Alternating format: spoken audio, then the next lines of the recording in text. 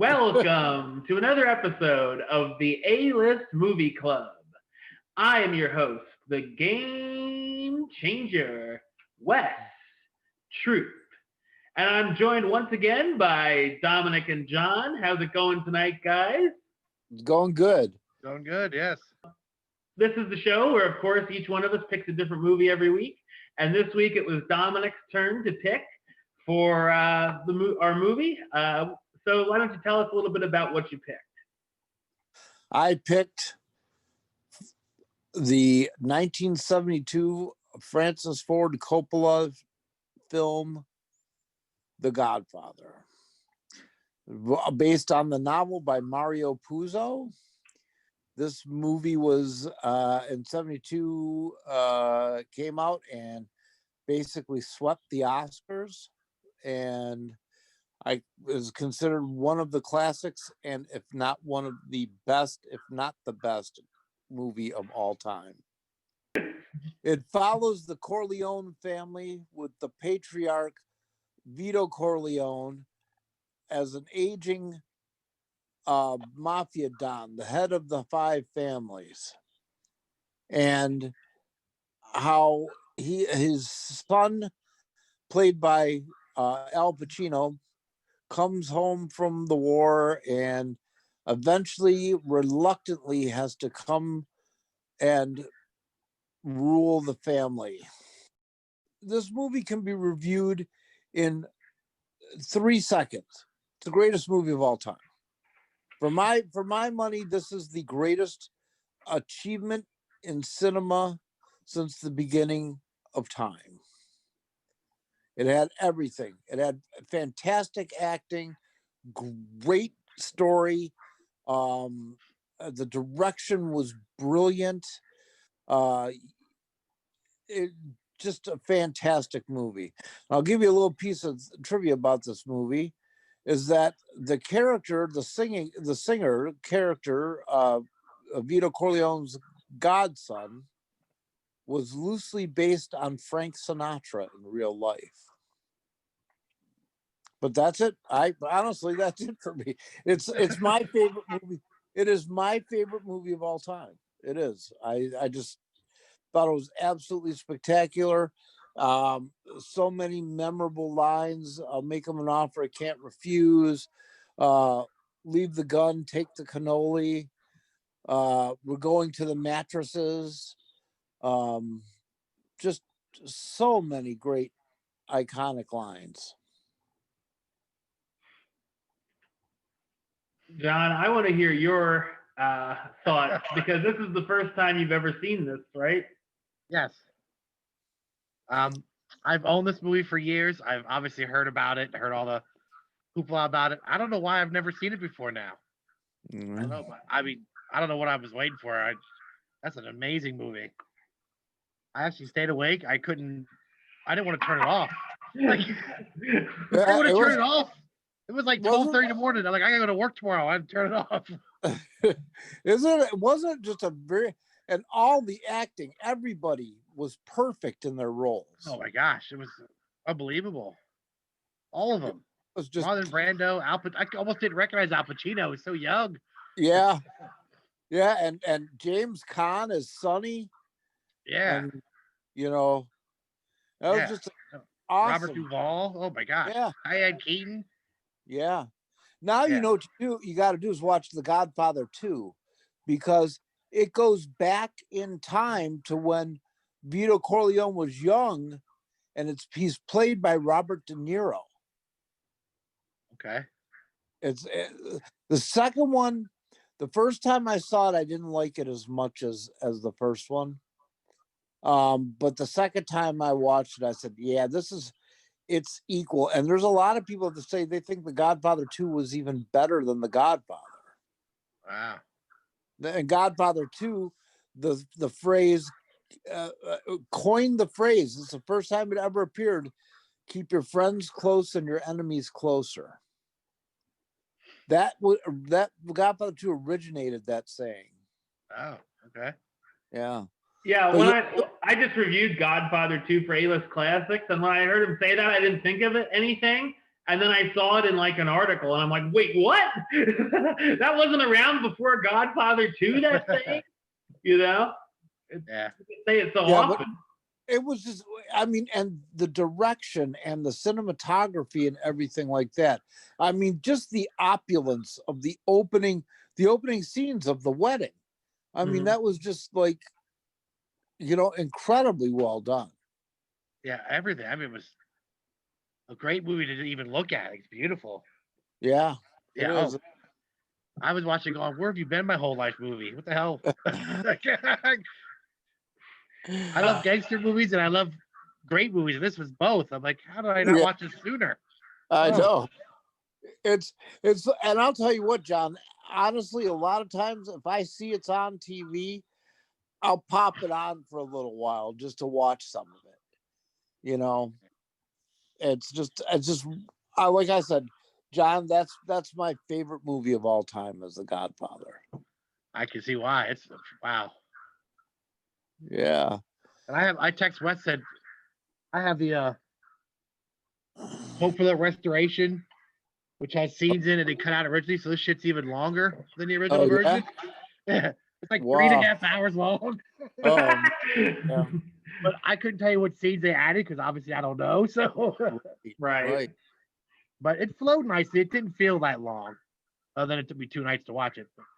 Yeah, I know. What was your favorite scene in the movie? What would you say? Well, the only scene that I ever knew about, of course, is the very famous horsehead scene. Yeah. I knew that scene before I knew anything else about this movie. Everyone, I think, knows that scene. But when you see it in the context of the movie, it makes more sense. Yeah. And it's more like, I just like, why is there kind of horse's head? Doesn't make any sense. And then I saw the movie and I'm like, oh, yeah. Yeah. Wow. I can only imagine waking up, covered in blood. And, yeah. Yeah. Yeah, I'll tell you. I think one of my favorite scenes in that whole movie is Michael at the restaurant. When he goes to the restaurant to kill Salazzo. Oh, yeah. And the gun up on the whole chain of the toilet and everything like that. It's just well done. Yes. The book is very good too. The book is great. I read the book, but I actually like the movie better than the book, which is one of those few cases. Most likely because of the acting. Yeah. What do you think, Wesley boy? Oh, so this is the third time I've reviewed this movie, which makes it like epic because it's been on all 3 of my shows that I do. Just like you, John, it took me a long time to see this. Dominic was like, you got to see it, and I was just kept sort of pushing it off. I'm like, yeah, I'll get to it, and then I finally started like reviewing the movies when they were being re-released in theaters. So this one finally popped up, and I'm like, now's the time. And then I watched it, and I'm like, oh my god. Yeah, why did it take me so long? It's so funny. So we sort of had the same thing that Dominic sort of urged us both to do it. And honestly, I believe the only word that describes this movie is perfection. It's just from all around. Even the score, of the movie. Mm-hmm. Yeah, this is the movie all other gangster movies are compared to. Yeah. Yeah, even if you've never seen it, so many of the famous lines, or have seen the many projects inspired by or parodied by it. Even like, just something as recent as Zootopia, where they have the mouse that like is Marlon Brando. It's like, yeah, obviously this is The Godfather. One of the most quoted movies in history. It gives us an amazing look at the life of the mob and all the dangers that come with it. Like back in the 30s and 40s, and that's not now. That's what it was. What it was like. That's what it was like back then. And this is not like some sort of thing you would do at the church picnic. It has no problem with getting violent, as we see characters ambushed with machine guns, shot in restaurants, or getting strangled to death in a car. They're all brutally intense. Hey, but Luca Brasi sleeps with the fishes. That was another one I was gonna say when they had the fishes when they opened up the fishes. Yeah. Sonny beating up Carlo is another great scene, I thought. In the street. I love the leave the gun, take the cannoli scene. And the sequence showing what's going down during the baptism, I thought is a standout. That whole that's awesome. The story is filled with twists and turns that kept me on the edge of my seat, realizing that we're dealing with results that have some very serious consequences. Not everyone's going to make it out of here unscathed. And I really enjoyed that these characters have a real feel to them and how easily we find ourselves rooting for the Corleones to get their revenge, even though they're not exactly saints themselves. Right. And what I really liked about it was how Michael was so reluctant. Yeah. To do, and he became even more ruthless than his father was. You know? And you see more of that in part 2, definitely. Yeah. Oh, yeah. I actually, now seeing part 2, I like this movie a little more even because it feels like more of a complete story, I guess, where you see what happens with Michael and more of the other characters. So you can sort of be like, okay, so that's what goes on. Well, I like the original more than the sequel, but I know, like you said, Dominic, a lot of people say the sequel's better, but still both great movies. Yeah, they are both are great movies. So John, you got to watch The Godfather 2 now. Okay.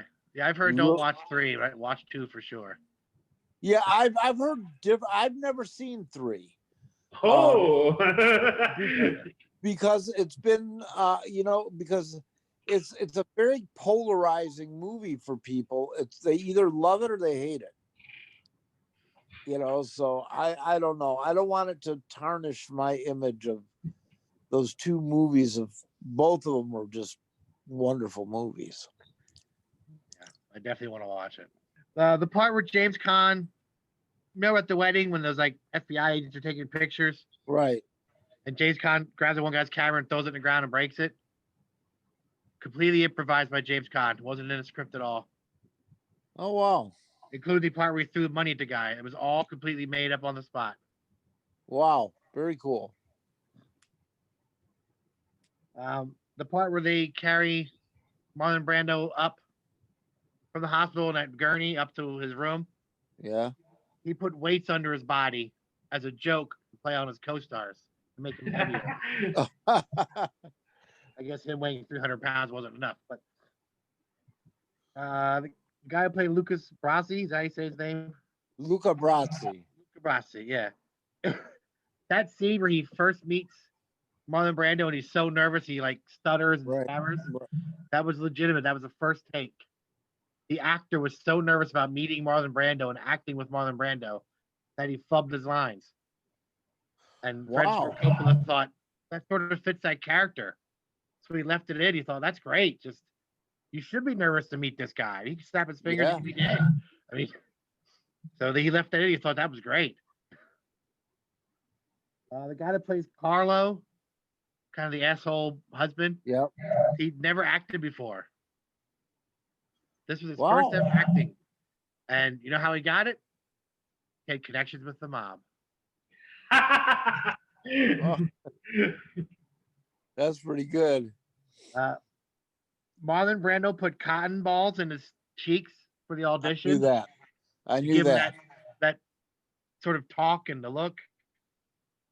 During the movie, they had a prosthetic mouthpiece made, which is now in the American Museum of Moving Image in New York. Wow. The mouthpiece that he used to, I guess, talk like he talked. I don't know. The little boy at the end. I don't want to any spoilers. The little grandson in the Yeah. garden with Marlon Brando. Yeah. His character had a different name, but the child actor wouldn't respond when called it. So they called him Anthony, which is his real name, because he would respond to that. Okay. So they changed it. I guess being so young, he didn't know he's supposed to answer to his fake Right. name. They changed it to Anthony to suit it. Wow. When Sonny beats up Carlo, hitting him with a garbage can lid was like made up by James Caan. It wasn't in the script either. He saw the trash can to hit him with it. Yeah. Orson Welles was originally supposed to play Don Corleone. Obviously, he didn't. Huh. I don't know. I don't know much about Orson Welles, so I that would have been a completely different movie, I think. Al Pacino was nominated for a Best Actor in a Supporting Role, and he boycotted the Academy Awards because he thought he should have been nominated as a leading actor because he has more screen time than Marlon Brando. Wow. So we didn't attend the award ceremony as a protest. Which I guess is true. He is on screen more. And do you know that Marlon Brando refused his Oscar for that? Oh. Yeah. He refused it out of protest for what happened for the American Indians at the siege at Wounded Knee. Yeah. I did a little reading up on Marlon Brando. He was an odd cat. Yeah, he was. Yeah. He invented method acting. Yeah. Although he hated that term.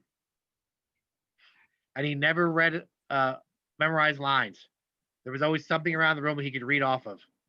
Oh, wow. For every movie. He thought it came out more natural if you just filmed it the first time he said it, kind of a thing. Instead of being rehearsed and rehearsed and rehearsed. Right. It's like when you talk to somebody, you don't practice it before you talk to them. You just talk to them. So yeah, they'd have like cue cards or things written on objects that he could read the lines off of. Do you know that's another? You want to hear something funny? This got nothing to do with The Godfather, but you know, Christmas Vacation movie when he goes at no good floor flushing monkey brain. You know, he's going all around saying that. That was all written out. Each of the friggin' actors was holding up a cue card, and when he was going from each one to each one, he was reading the lines off. Oh, Chevy Chase. Wow, that's cool. Yeah. All right, so Dominic, you want to start off with your rating? I think I know what it will be. 57. 57? Yeah, 10. That's some trivia. No, 10 out of 10. You can't. There was nothing to find fault of in that movie. Right. John? Oh, it's definitely a 10. Yeah. And here we go again. 10 out of 10. 30 out of 30. It's a complete opposite of Howard the Duck. Yeah. You got that right in a lot of ways. Yes. Shockingly, Godfather wasn't parodied in Howard the Duck somehow. Yeah. Yep. Oh, man. All right, so another perfect movie pick from Dominic there. Now it's your turn, John, to pick our movie for next time. So what do you have in store for us? My movie pick is a movie called Aftermath. That's got a terrible glare on it. Arnold Schwarzenegger movie. I've seen it before. I don't know if you guys have or not. I have not. I never heard of it. Oh. Okay. So I'll explain why I picked it when we review it. Okay.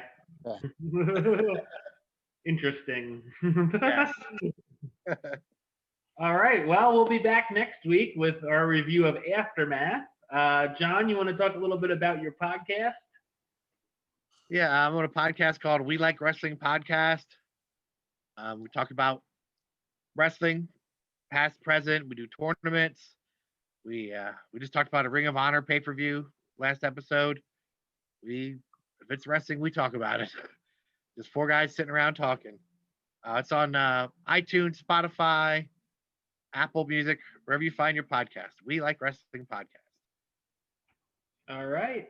And of course, my links, youtube.com/westside of 515. Like the show on Facebook, facebook.com/westtroop-A-list. And of course, you can follow me on the Twitter and the Instagram @Wes A-List. Until next time, Troop out.